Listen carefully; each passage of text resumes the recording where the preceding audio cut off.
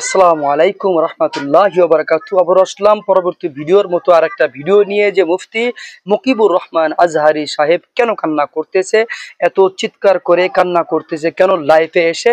তো এই ভিডিওর কি উদ্দেশ্য, কান্নার কি উদ্দেশ্য, কি রহস্য রয়েছে, অবশ্যই আপনাদেরকে আমি সেই রহস্যময় ভিডিওটাকে আমি আপনাদেরকে দেখাবো। তো যারা এই চ্যানেলে নতুন আসছেন অবশ্যই চ্যানেলটাকে সাবস্ক্রাইব করে পাশে থাকা বেল আইকন বাজিয়ে দিয়ে নোটিফিকেশনটা চালু করে দিবেন, কেননা পরবর্তী ভিডিও যখন আমি ছাড়বো আপনাদের কাছে আপলোডটা যেটা চলে যাবে, নোটিফিকেশন চলে যাবে।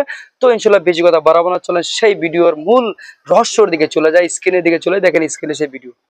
অসমৰ মুখ্যমন্ত্ৰী ডাঙৰীয়া, আমি কি কৰিম আপুনি কওক? আমাৰ আৰু উপায় নাই। আমাক আপুনি যি ধৰণৰ হত্যা কৰি আছে আমাৰ আৰু উপায় নাই। আপুনি কৈ দিয়ক অসমৰ মুখ্যমন্ত্ৰী ডাঙৰীয়া। অসমৰ মুখ্যমন্ত্ৰী ডাঙৰীয়া, আপোনাক কৈছোঁ আমি আৰু কোলাব নোৱাৰোঁ যি ধৰণৰ আমাক হত্যা কৰা হৈ আছে উচ্ছেদৰ নামত। অসমৰ মুখ্যমন্ত্ৰী ডাঙৰীয়া, আপুনি কৈ দিয়ক যে আমি অসমৰ মুছলমানে কি কৰিম। আমাৰ আৰু উপায় নাই। অসমৰ মুখ্যমন্ত্ৰী ডাঙৰীয়া, আমি কোলাব পৰা নাই।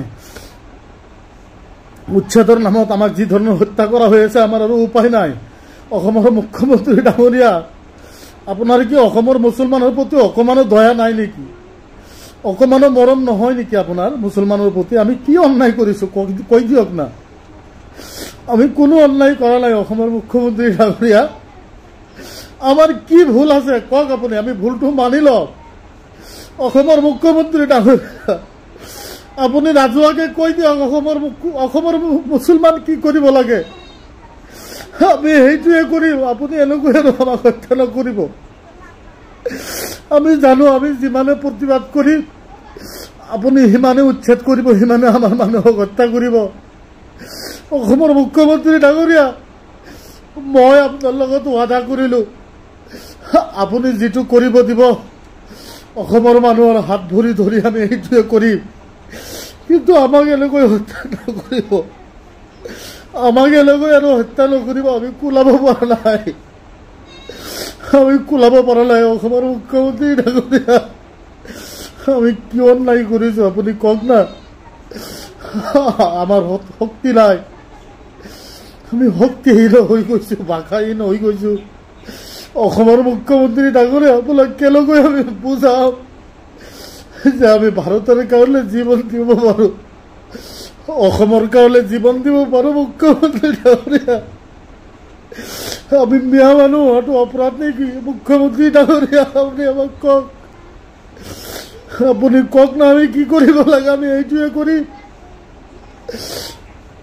অসমৰ মুখ্যমন্ত্ৰী ডাঙৰীয়া, আপোনাৰ ভৰি ধৰি কৈছোঁ আমাক আৰু এনেকৈ হত্যা নকৰিব, উচ্ছেদৰ নামত আমাক হত্যা নকৰিব। অসমৰ ডিজিপি ডাঙৰীয়া, হাৰমিত সিং ডাঙৰীয়া, আমাক আৰু এনেকৈ অন্যায় হিচাপে উচ্ছেদ আৰু হত্যা নকৰিব। আমি কি অন্যায় কৰিছোঁ? আমি কলৈ যাম? আপুনি আমাৰ মুখ্যমন্ত্ৰী, আমি কলৈ যাম কওক? আমাৰ জাগা নাই, আমি কাৰ ওচৰত যাম? ৰাজনীতিৰ মেৰুকৰণত আমাৰ অসমৰ মুখ্যমন্ত্ৰী ডাঙৰীয়া, আপুনি আমাৰ লগত অন্যায় নকৰিব। মই এটা মুফতি হৈ আপোনাৰ ওচৰত যদি অসমবাসী মুছলমানৰ কিবা ভুল হৈ যাব, আল্লাহৰ ৰাস্তা আপোনাক মাফি বিচাৰিছোঁ। অসমৰ মুখ্যমন্ত্ৰী ডাঙৰীয়া, আমাক অকণমান জেগা দিয়ক, আমাক এনেকুৱা অন্যায় হিচাপত